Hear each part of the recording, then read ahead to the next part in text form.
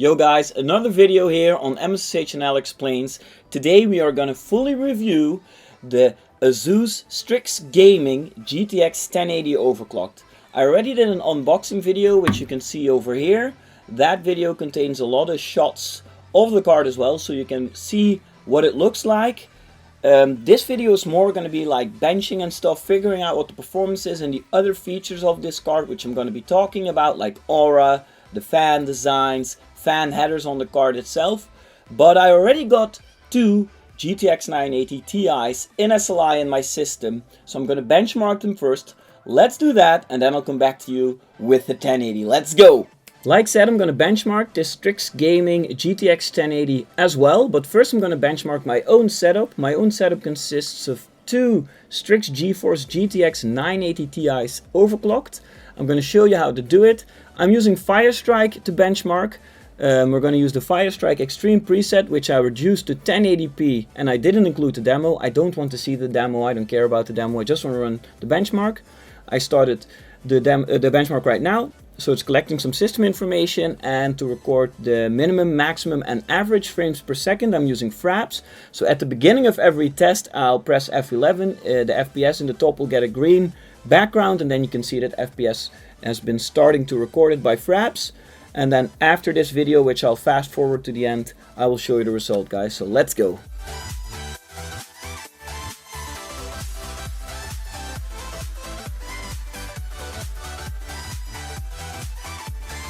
So it's loading the result right now, guys. As you can see, I've got 28,000 on the graphics score. The physics score is 7,000, which will be less because I'm running an i5, and the combined score is 7,000, which is also impacted by the fact that I'm only running an i5 in my gaming PC, as you guys know, which will be upgraded soon, but you know, for now it is what it is. So let's see, it's the last set of benchmarks, so I will put all these values in a chart, guys. It's a bit boring to look at it right now, so I'll end all the benchmark stuff with an overview of all the different frames per second and such. So now it's time, guys, to put this 1080 in my PC. Check out how I do it.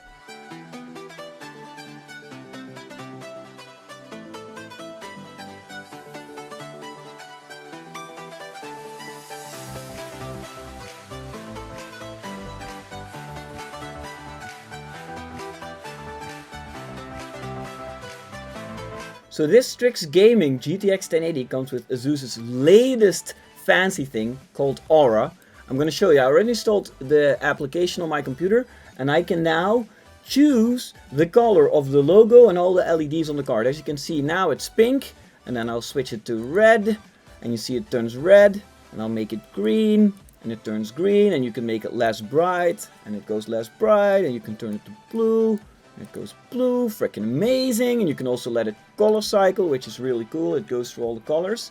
And this Aura technology is compatible with all other Aura technology devices that ASUS makes. You have motherboards that do it, you have graphics cards that do it, you have peripherals that do it, and if you use it on all the cards together and all the peripherals together, you can have like everything pulsating at the same rhythm and stuff. I unfortunately don't have any peripherals or a motherboard that supports Aura, but I really want to test this in the future, so let's hope that ASUS can hook me up again with some awesome swag to try this out. But guys, this is amazing.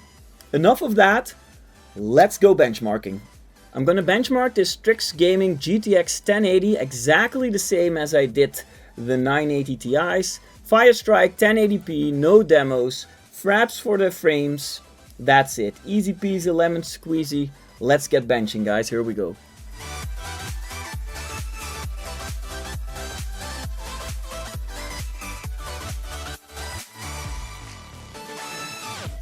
So that was the benchmark, and it scored 19,000 on the graphics. Physics should be similar, and the combined score is slightly lower, but I'll compare all of these scores after all the benchmarks. So the benchmarking is done with this beautiful 1080. I'm now going to put in a 980 Ti again and benchmark that one. And I'm going to, of course, show you how I'm screwing it in. Let's go.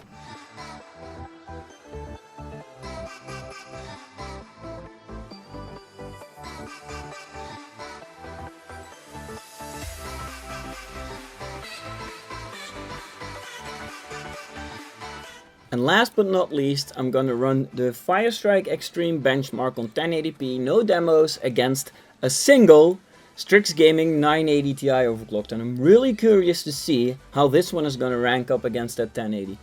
Let's go, guys.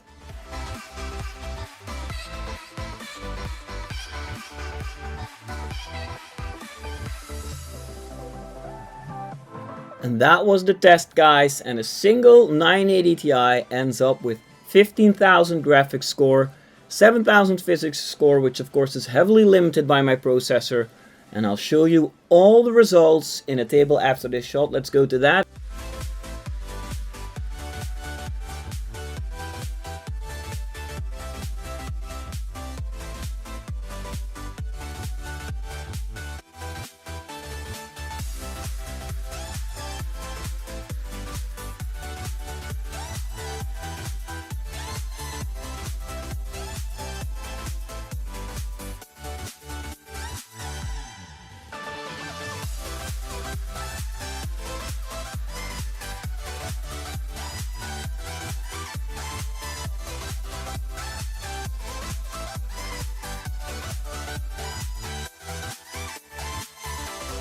Looking at the numbers, guys, you can clearly see that this Strix Gaming GTX 1080 is beating my 980 Ti's.